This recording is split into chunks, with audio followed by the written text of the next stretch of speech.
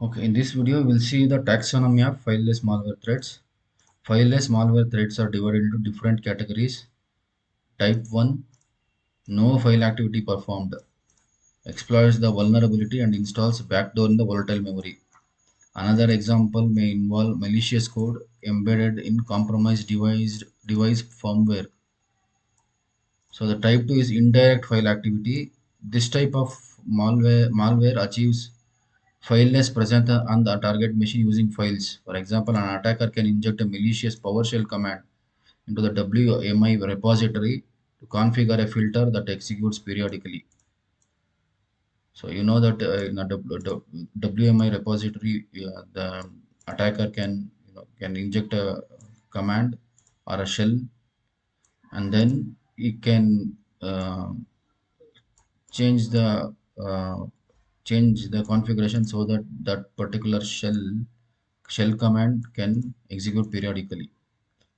So in this, he needed some files initially to infect, and then without any files, using the WMI repository and the configuration which allowed to execute the command periodically, he infected the system.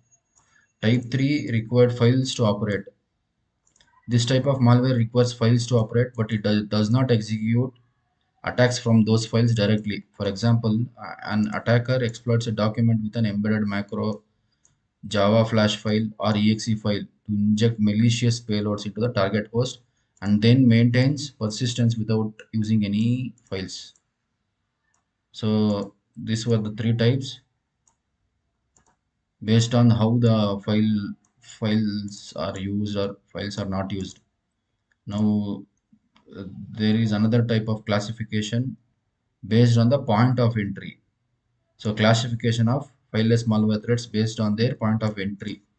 Exploits can be file-based exploit or network-based exploit.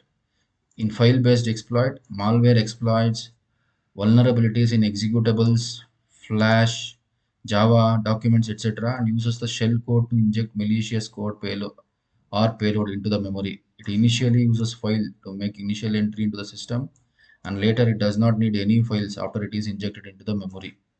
Network-based malware exploits vulnerabilities of network communication protocols like SMB to deliver malicious payload into the program, to the memory.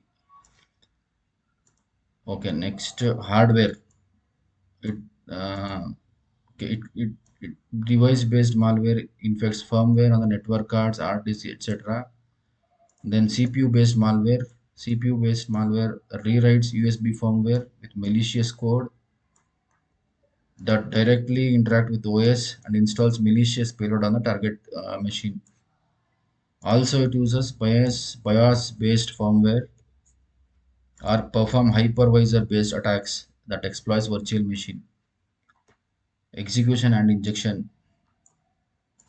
File-based malware exploits DLLs, LNK files, etc. to inject malicious payload into the process memory or into already running processes. Similarly, macro-based malware exploits macros to inject malicious payload into the process memory. Script-based malwares also are same. Disk-based malwares rewrites boot record with malicious code, which in turn installs on memory. How does malware work? We'll see in the next video.